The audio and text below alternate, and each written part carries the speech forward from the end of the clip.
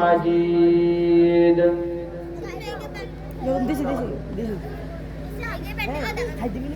بلغ العلا بكماله كشف الدجى بجماله حسنت جميع خصاله صلوا عليه وآله عشق محبوب خدا जिस दिल में हासिल नहीं लखों मोमिन हो मगर ईमान में कामिल नहीं बलगल उला बिकमालिही कशफत दुजा बिजमालिही हसनत जमीउ खिसालिही सल्लू अलैहि व आलिहि अल्हम्दुलिल्लाह। মহান রব্বুল আলামিনের দরবারে শুকরগুজার হচ্ছি যে রব্বুল আলামিন আমাদেরকে বাদ মাগরিবের পর আবারও একটি জান্নাতি প্যান্ডেলের মধ্যে এসে জান্নাতি মাজমার মধ্যে বসার তৌফিক এনায়েত করেছেন। এজন্য আমরা উচ্চ আওয়াজে আল্লাহ পাকের শুকরিয়া আদায় করছি। সবাই বলে আলহামদুলিল্লাহ। দরুদ প্রেরণ করি মানবতার মুক্তির দূত আহমদে মুস্তফা মুহাম্মদে মুস্তফা সরওয়ারে কায়নাত দোনো-জাহানের বাদশা সাইয়্যিদুল মুরসালিন আমার আপনার প্রাণের নবী নবীকুলের শিরোমণি সবাই মুহাব্বতের সহিত বলি সাল্লাল্লাহু আলাইহি ওয়াসাল্লাম।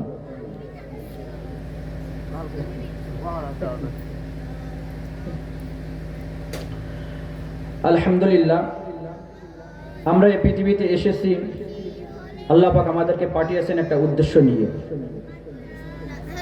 আর এই উদ্দেশ্য ছাড়া আমরা যারা হাঁটছি তারা জাহান্নামের দিকে এগিয়ে যাচ্ছে। আর যারা আল্লাহ পাকের উদ্দেশ্য নিয়ে চলছি, আল্লাহ পাকের কথা মতো চলছি, কোরআন এবং হাদিস অনুযায়ী চলছি, তারা সঠিক পথ দিয়ে চলছে।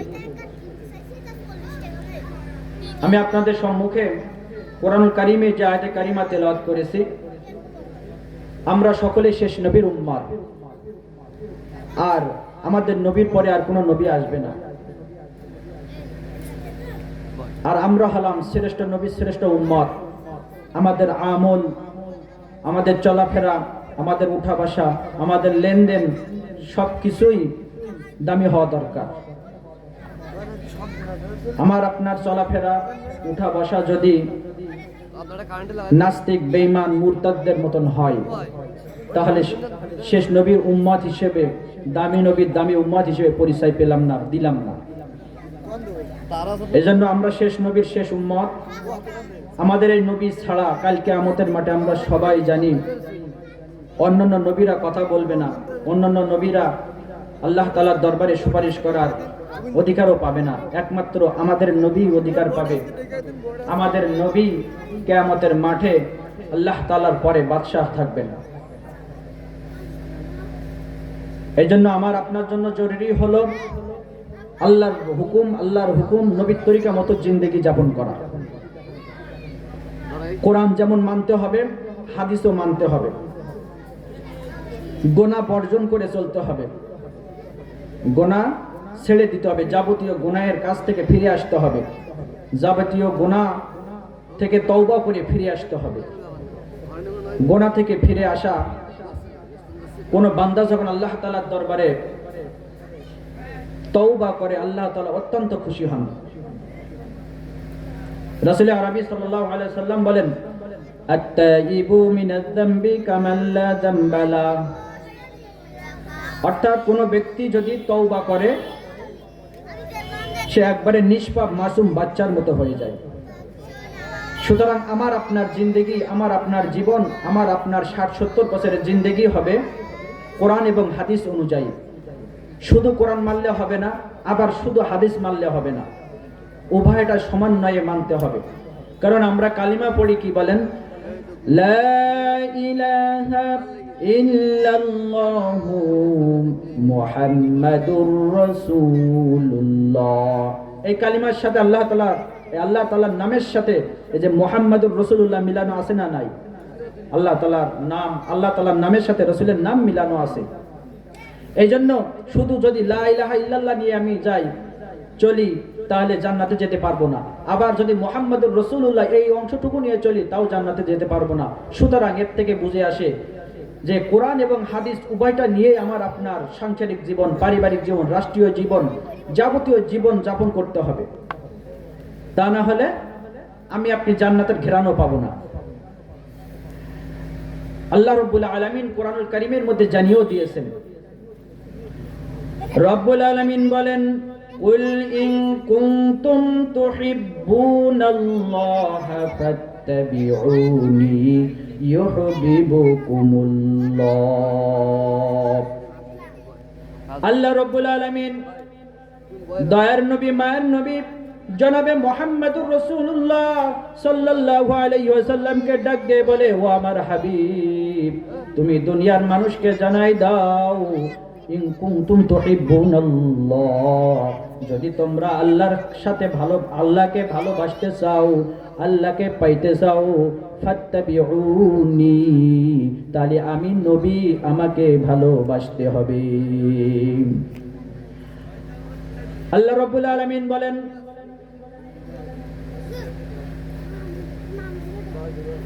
قل إن كنتم تحبون الله فاتبعوني يحببكم الله, যদি নবীকে ভালোবাসো তাহলে আমি আল্লাহকে ভালোবাসবে। আর যে আল্লাহ ভালোবাসবে, যে আল্লাহকে ভালোবাসলো, যাকে আল্লাহ তাআলা ভালোবাসলো, কিয়ামতের ময়দানে রব্বুল আলামিন বলেন বান্দাদেরকে সুন্দর একটা মেসেজ দিয়ে জানিয়ে দেন, ওয়ায়াগফিরু লাকুম যুনুবাকুম ওয়াল্লাহু গফুরুর রহিম। দুনিয়ার মানুষ জেনে রাখো, তুমি 60 বছর 70 বছর ধরে যে গুনাহ করেছো, একবার শুধু তওবা করে ফিরে আসো, একবার নবীর আদর্শের মধ্যে ঢুকে যাও, একবার নবীর আদর্শকে বরণ করে নাও, তাহলে আমি রব্বুল আলামিন তোমার পিছের যাবতীয় গুনাহ মাফ করে দিব। সুবহানাল্লাহ। এই জন্য প্রিয় হাজিরিন, দুনিয়ার মোহে পড়ে, বন্ধু বান্ধবের ধোকায় পড়ে, খারাপ বন্ধুর সংস্পর্শে থেকে আমরা আমাদের জীবনকে দিন দিন বিলীন করে দিচ্ছি। আমরা যদিও খাচ্ছি যাচ্ছি, সুস্বাস্থ্য গঠন করছি, কিন্তু আমাদের নেক আমলের মধ্যে ঘুণ পোকা ঢুকে যাচ্ছে, আমরা বুঝতেছি না। আমরা মসজিদ থেকে 5 নামাজ পড়ে, জামাতের সাথে নামাজ পড়ে এসে বসতেছি কোথায়? টিপির আসরে। এখন সওয়াবের সাথে সাথে পাশাপাশি এসে আবার গুনাহের কাজে লিপ্ত হলাম। মনে করতেছি আমি 5 ওয়াক্ত নামাজ পড়ি, আমি রোজা রাখি, আমি তাহাজ্জুদের নামাজ পড়ি, হ্যাঁ আমি তাহাজ্জুদের নামাজ পড়ি, আমি দান সদকা বেশি বেশি করে করি, কিন্তু আবার রাত 2টা 3টা পর্যন্ত খেলা টুর্নামেন্ট যেগুলো থাকে ছাড়ি না। এক কাপ চা খেতে এসে দোকানে বসে টিভির আসরে বসে যাই। কসম আল্লাহর, আমার আপনার ওই নেক আমল, ওই তাহাজ্জুদের নামাজ, ওই দান আমার আপনার কবরে যে আযাব থেকে রক্ষা করতে পারবে না। এই জন্য পরিপূর্ণভাবে ইসলামের মধ্যে আসতে হবে, পরিপূর্ণভাবে রাসূলের আদর্শকে বরণ করে নিতে হবে। তাহলে কি হবে? রাসূলের আদর্শকে যদি বরণ করে নেই, আল্লাহর রাসূলও আমাদের জন্য সুসংবাদ দিয়েছে, মান আহাব্বা সুন্নতি ফাকাদ আহাব্বানি ওয়া মান আহাব্বানি কানা মাই ফিল জান্নাহ। রাসূল আরবি সাল্লাল্লাহু আলাইহি ওয়াসাল্লাম বলেন, মান আহাব্বা সুন্নতি, যে আমার সুন্নতকে মহব্বত করলো, সে কেমন জানি আমাকে মহব্বত করলো, আর যে আমাকে মহব্বত করলো সে আমার সাথে কিয়ামতের মাঠে হাসতে হাসতে জান্নাতে যাবে। জোরে জোরে বলি সুবহানাল্লাহ। এই জন্য প্রিয় হাজিরিন, প্রিয় ভাইরা আমার, ইসলামকে পরিপূর্ণভাবে মানতে হবে। আমি কখনো খেলোয়াড়, আমি কখনো প্লেয়ার, আমি কখনো টিভির আসরে থাকি, কখনো সিনেমার আসরে থাকি, আমি কখনো সাত হিজাবওয়ালা পর্দা পরিধান করি, আবার কখনো এমন ড্রেস পরিধান করে বাইরে বের হই যে ড্রেস দেখে আমার পুরা দেহ রাস্তার মানুষ মেপে ফেলতে পারে। এই জন্য ইসলামের মধ্যে পরিপূর্ণ প্রবেশ করতে হবে, রসুলের আদর্শকে বরণ করে চলতে হবে, মাথা থেকে নিয়ে পা পর্যন্ত রসুলের আদর্শ বরণ করতে হবে। রসুলের আদর্শ মোতাবেক যদি কবরে যাওয়া যায় তাহলে কবরের ফেরেশতারা আমার আপনার সাথে ভালো ব্যবহার করবে। আর যদি কবরে যদি রসুলের আদর্শকে বরণ না করে কবরে যায় তাহলে আমার আপনার জন্য কঠিন থেকে কঠিন আযাব অপেক্ষা করতেছে। এই জন্য প্রিয় হাজিরিন, রাসূল আরবি সাল্লাল্লাহু আলাইহি সাল্লাম বলে গেছেন, তোমরা দুইটা জিনিস আঁকড়ে ধরবে তাহলে তোমাদের কোনো দিনও পদস্খলন হবে না, তোমাদের শয়তান কখনো ধোঁকা দিতে পারবে না। আর সেটা পরিপূর্ণভাবে মানতে হবে। আর সেটা সেই মানাটা আসে মাদ্রাসার মাধ্যমে, আল্লাহর রাস্তায় বের হওয়ার মাধ্যমে, হুজুরদের আন্ডারে থাকার মাধ্যমে, আলেম ওলামাদের সাথে সম্পর্ক করার মাধ্যমে হয়। এটা নিজে নিজে কোনোদিন পথ চলা যায় না। যার কোনো মুরব্বী নেই, যে কারোর পরামর্শ নিয়ে চলে না, তার মুরব্বী হলো একমাত্র মিস্টার ইবলিস। ইবলিস নেক্সট সূরাতে ধোঁকা দিবে। মনে করেন আপনার উপরে হজ ফরজ হয়েছে আরো 5 বছর আগে, কিন্তু আপনার মাথায় চিন্তা চেতনা, আরে লায়ক হয়ে গেছে, মেয়ের বিয়ের লায়ক হয়ে গেছে, মেয়েটা লায়ক মেয়ে, বিয়ে না দিয়ে কেমনে হজে যায়? বড় ছেলের বাড়ি বানিয়ে দিয়েছি আমি, ছোট ছেলের বাড়ি না বানিয়ে আমি কেমনে হজে যাই? কেন তুমি হজে গেলে তোমার তো আর টাকা শেষ হয়ে যাচ্ছে না, হজ থেকে এসে তো তুমি দিতে পারবা। ছেলের বাড়ি বানানো ফরজ না আল্লাহর হুকুম মানা ফরজ? এই জন্য আমাদের শয়তান বিভিন্ন ভাবে যে আমি তো হজ করব, তাই এই ছেলের বাড়িটা বানাই নেই, মেয়েটা বিয়ে দিয়ে নেই, তারপরে যাব। এইটার নাম ভাই পরিপূর্ণ ইমানদার না। এটার দ্বারা আল্লাহ খুশি হয় না। কারণ আল্লাহর হুকুম আগে, তারপরে আমার কাজ। আমার কাজ আগে করা যাবে না আল্লাহর, তাহলে আল্লাহর উপরে বলাত্ব দেখানো হয়ে যাবে। এই জন্য রাসূল আরবি সাল্লাল্লাহু আলাইহি সাল্লাম যে কথা বলে গেছেন, দুইটা জিনিস আঁকড়ে ধরবো। দুইটা জিনিস, কয়টা জিনিস জোরে বলি?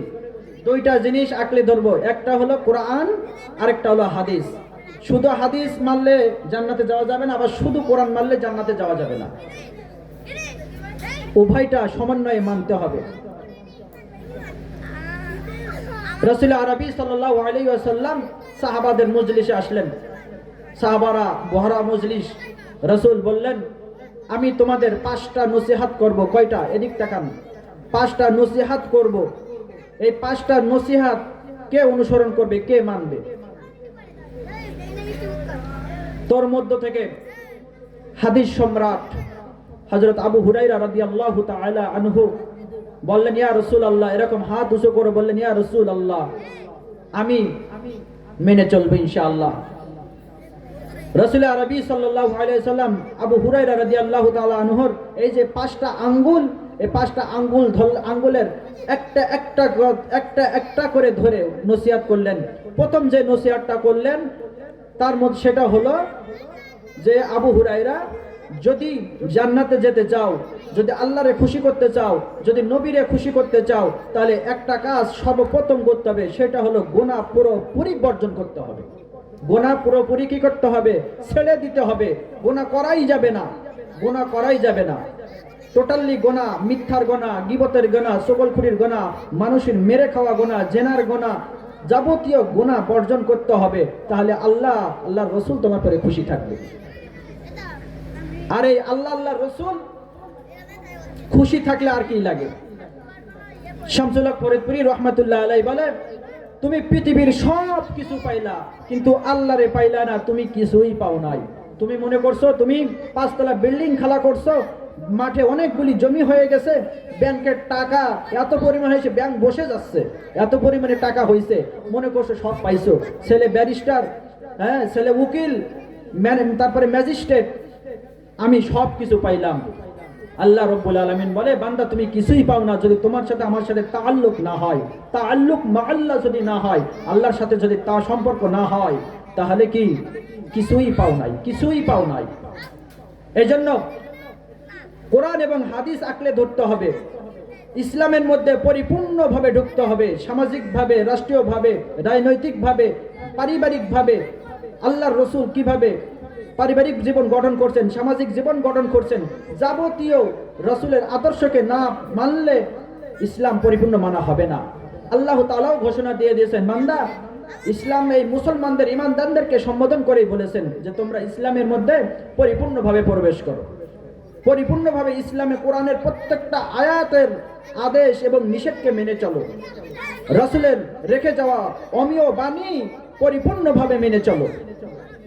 আল্লাহ রাব্বুল আলামিন কোরআনুল কারীমের মধ্যে জানায় দেন, উদখুলু ফিস-সিলমি কাফা ওয়ালা তাত্তাবিউ খুতুওয়াতিশ শাইতান। দুনিয়ার ইমানদার মুসলমান নরনারী কান খুলে শোনো, ইসলামের মধ্যে তোমরা পরিপূর্ণভাবে প্রবেশ করো।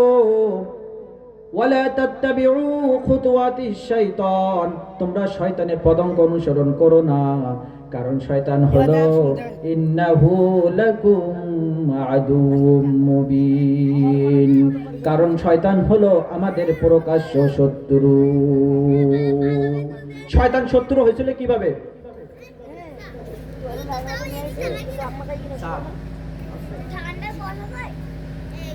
শয়তান আমাদের শত্রু হয়েছিল কিভাবে? আমাদের সবার মুখস্থ।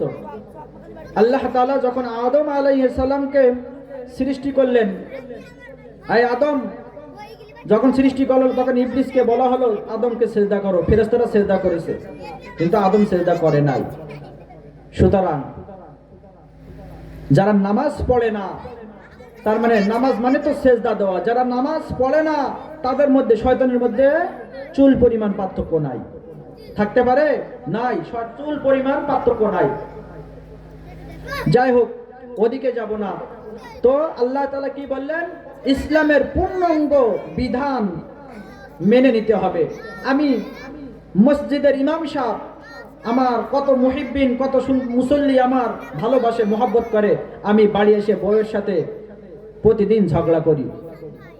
আমি ইমাম সাহেব, আমি লেনদেনে মানুষের কাছ থেকে ঋণ নিই, কিন্তু ঋণ পরিশোধ করি না। লেনদেনের দিক দিয়ে আমি সুবিধার নয়, হ্যাঁ, বাজার ঘাটে সুবিধার নয়। আমি ইমাম সাহেব জান্নাতে যেতে পারবো না। সুতরাং আল্লাহ রাব্বুল আলামিনের ঘোষণা অনুযায়ী আল্লাহ তাআলা ঈমানদারদেরকে ডেকেই বলতেছেন, ইয়া আইয়ুহাল্লাযীনা আমানু উদখুলু ফিস-সিলমি কাফা ওয়া লা তাত্তাবিউ খুতুওয়াতিশ শাইতান ইন্নাহু লাকুম আদুউম মুবিন।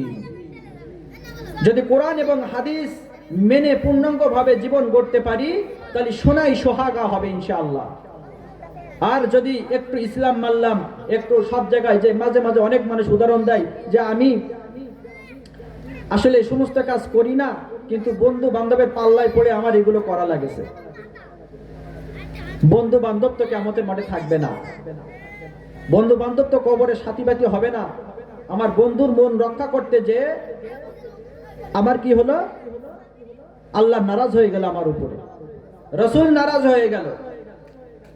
এই জন্য প্রিয় হাজিরিন, প্রিয় ভাইরা, আল্লাহকে অসন্তুষ্ট করে চলা যাবে না। কোরআন এবং হাদিস জানতে হবে। যে হুজুর মাদ্রাসায় পড়তে পারিনি, কাজের জ্বালায়, সংসারের পেরেশানিতে, এখন আমার আপনার করণীয় হলো আলেমদের সাথে, যারা জানে তাদের সাথে সম্পর্ক গড়ে তুলতে হবে।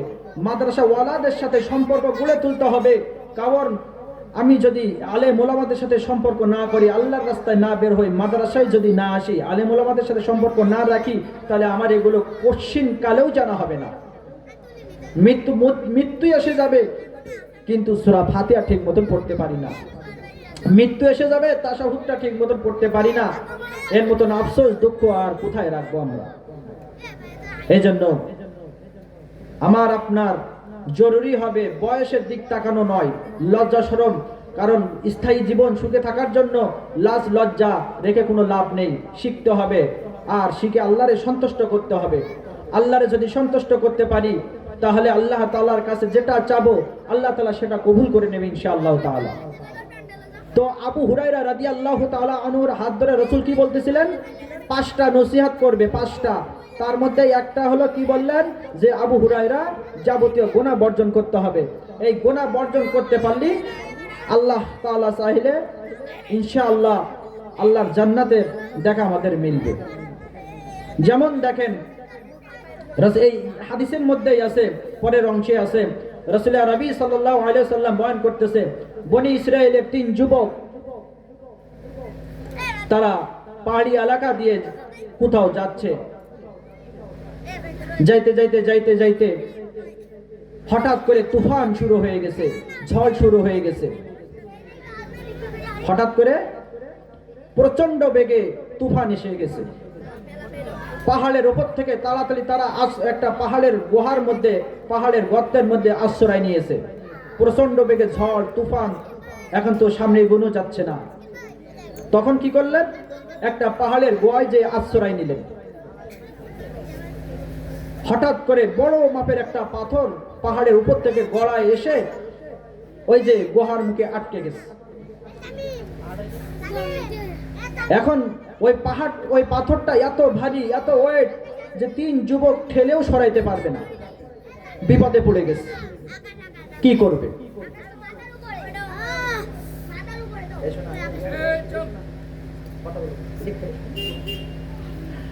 ওই পাথরটা এত ওয়েট, এত ভারী যে 3 যুবক মিলে কি করতে পারবে না, সরাইতে পারবে না। এখন উপায় কি? 3 যুবক পরামর্শ করলো যে কিভাবে পাথর সরানো যায়, আমাদের শক্তি দিয়ে তো কোনো কাজ হবে না। সবার মাথায় একটাই বুদ্ধি আসলো, একটা কথাই মাথায় আসলো, আন্নাল কুওয়াতা লিল্লাহি জামিআ, যে সমস্ত শক্তির আধারকে আল্লাহ সুবহানাহু ওয়া তাআলা, সেই আল্লাহর কাছে আমরা যদি প্রার্থনা করি তা আমরা বেঁচে যাব ইনশাআল্লাহ।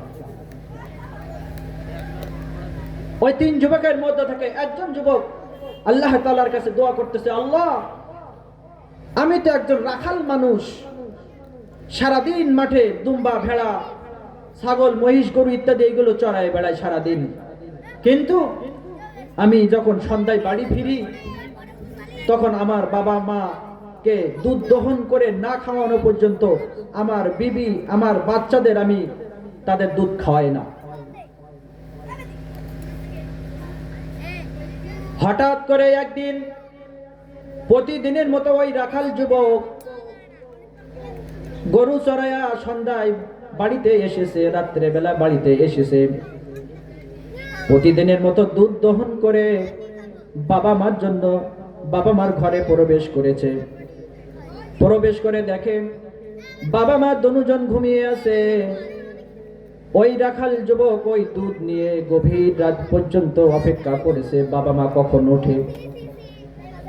ওই রাখাল যুবকের ছোট ছোট কয়েকটি বাচ্চা তার পায়ে জড়িয়ে ধরে বলতেছে, বাবা, আমরা ক্ষুধার জ্বালায় আর থাকতে পারছি না, ক্ষুধার যন্ত্রণা আর সহ্য করতে পারছি না, বাবা, আমাদের একটু দুধ খাও, আমাদের ক্ষুধাটা একটু নিবারণ করো।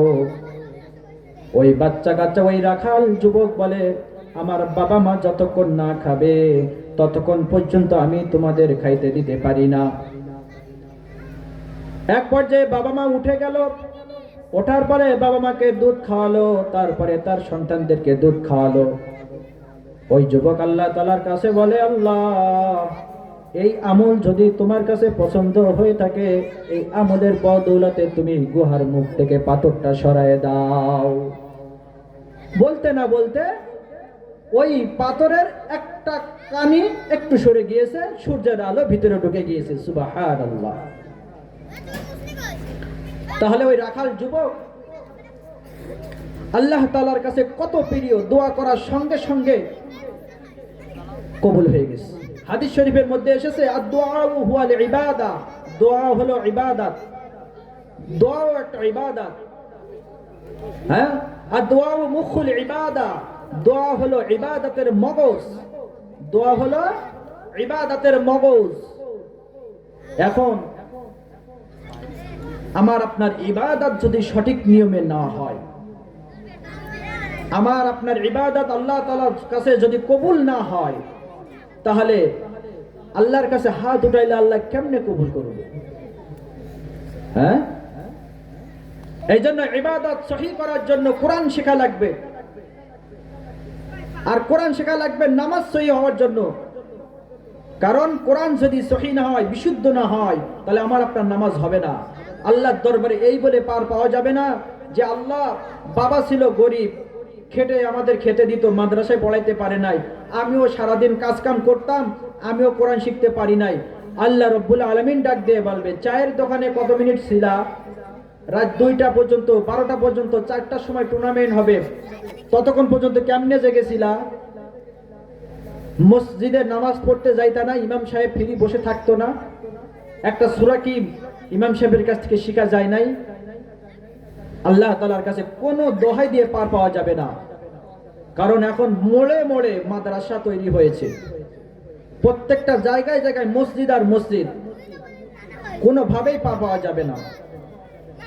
এই জন্য আল্লাহ তাআলার কাছে কোনো দোহাই, কোনো অজুহাত চলবে না।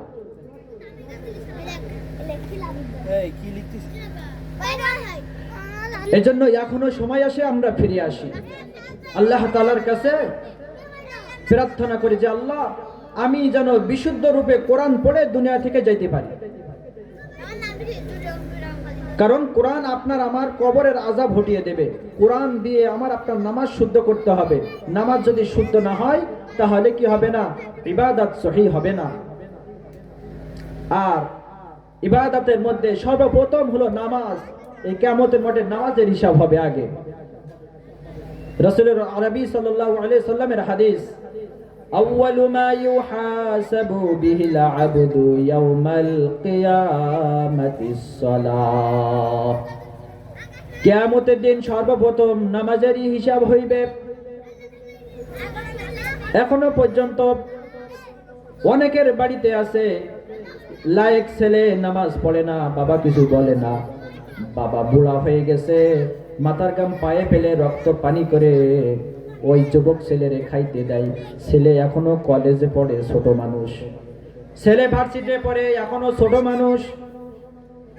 মাথার গাম পায়ে ফেলে রক্ত পানি করে রোজ নের খেয়ে ইনকাম করে ছেলের পড়াশোনার খরচ জুগিয়ে যাচ্ছে, তার মোবাইলের এমবি খরচ জুগিয়ে যাচ্ছে বুড়া বাবা। কিন্তু বুড়া বাবা এটা খেয়াল করছে না যে আমার ছেলেরে আমি জাহান্নামী করে দুনিয়ায় রেখে যাচ্ছি। আমি নিজে কবরে যেয়ে পৌঁছবো, নিজেই কবরে যে আযাব ভোগ করব, আমার ছেলেও একটা জাহান্নামের কাঠ হয়ে যাচ্ছে। এইটা একবারও খেয়াল করা না, একবারও খেয়াল করে চলে না। রাসূল আরবি সাল্লাল্লাহু আলাইহি ওয়াসাল্লামের হাদিস, কুল্লুকুম রাঈন ওয়া কুল্লুকুম মাসউলুন আন রাইয়াতিহি। তোমার আন্ডারে তোমার যুবক ছেলে, তোমার যুবক মেয়ে, তোমার যুবক ছেলে, তোমার যুবক মেয়ে রাত ভর মোবাইলে কথা বলে, রাত ভর চ্যাট করে, তুমি খেয়াল করো না। রাসূল আরবি সাল্লাল্লাহু আলাইহি ওয়াসাল্লাম বলেন, কিয়ামতের মাঠে এই জব ওই গার্জিয়ানকে দেওয়াই লাগবে, দেওয়াই লাগবে।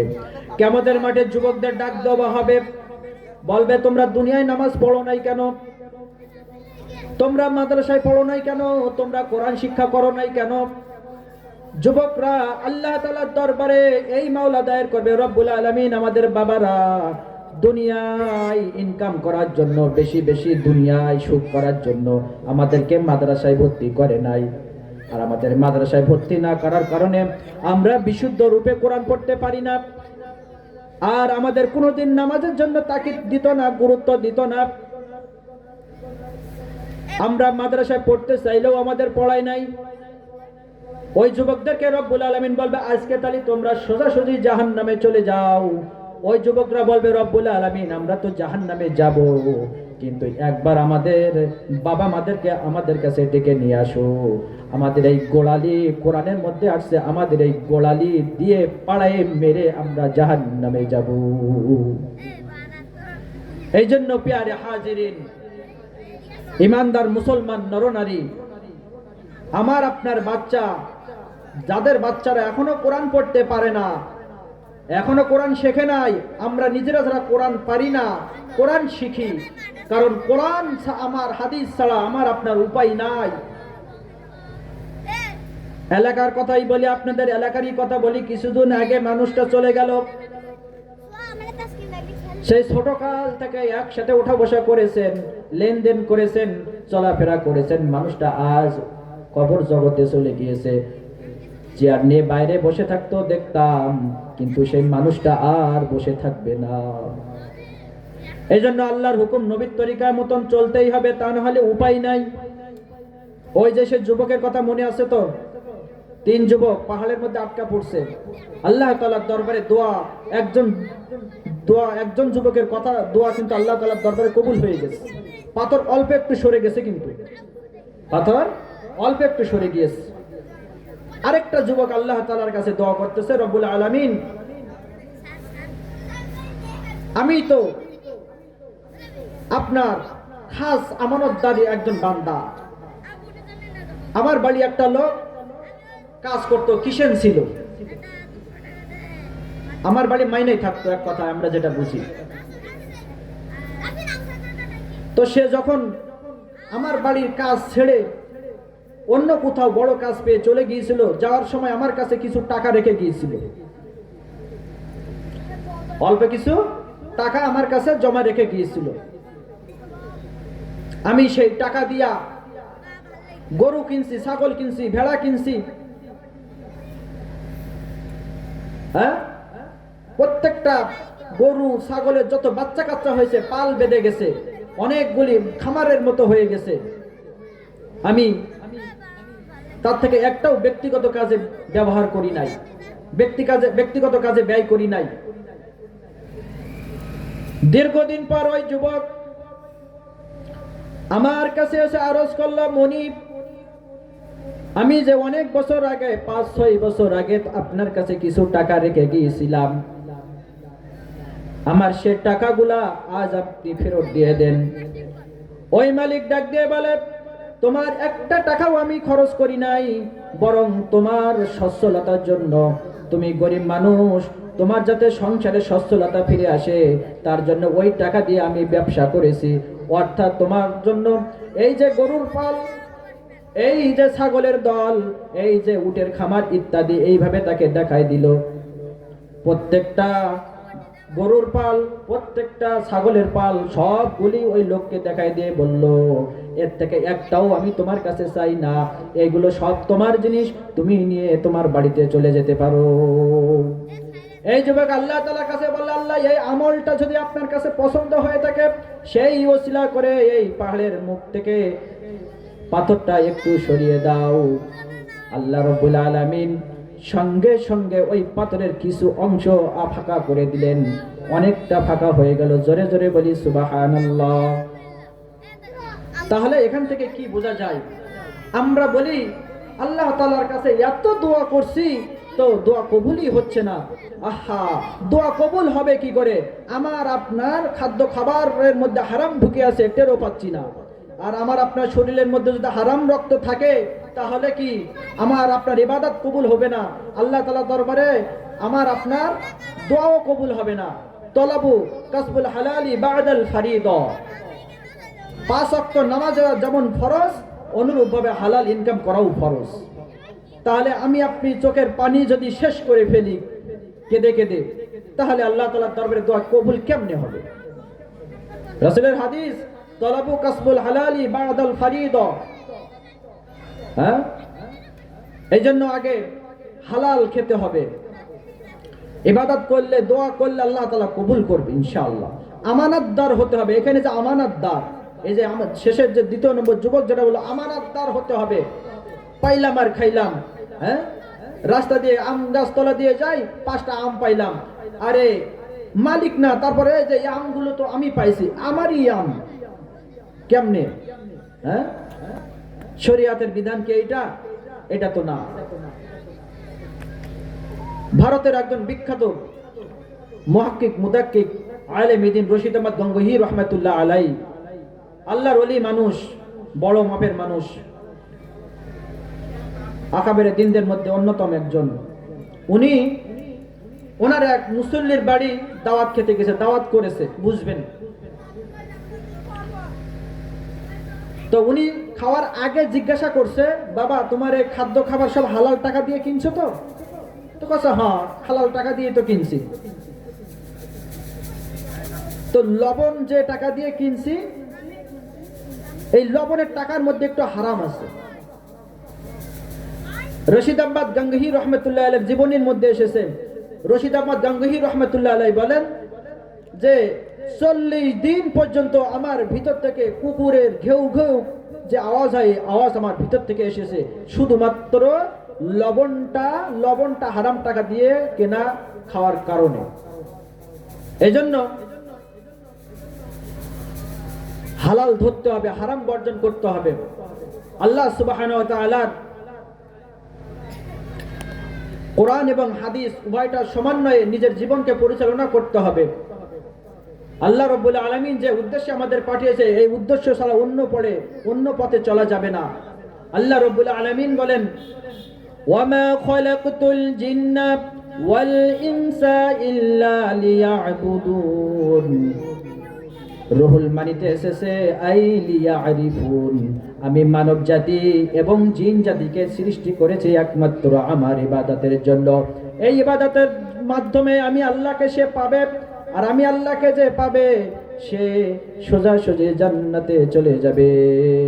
আল্লাহ পাক আমাদেরকে কোরআন এবং হাদিসের সমন্বয়ে চলার তৌফিক দান করুক, রাসূলের আদর্শ বরণ করে চলার তৌফিক দান করুক, কোরআন শিক্ষা করার তৌফিক দান করুক, বাচ্চা কাচ্চাদেরও কোরআন শিক্ষা দেওয়ার তৌফিক দান করুক। আমিন। ওয়া আখির দাওয়ানা আনিল হামদুলিল্লাহি রাব্বিল আলামিন।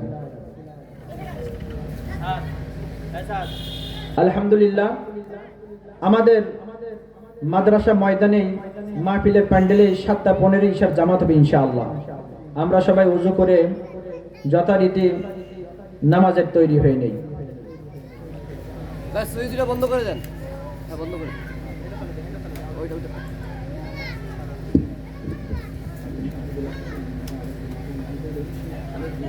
আদান দিয়ে দেন।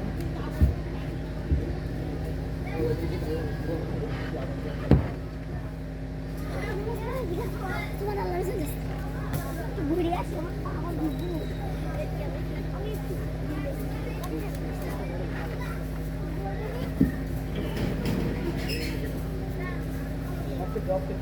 الله أكبر الله أكبر الله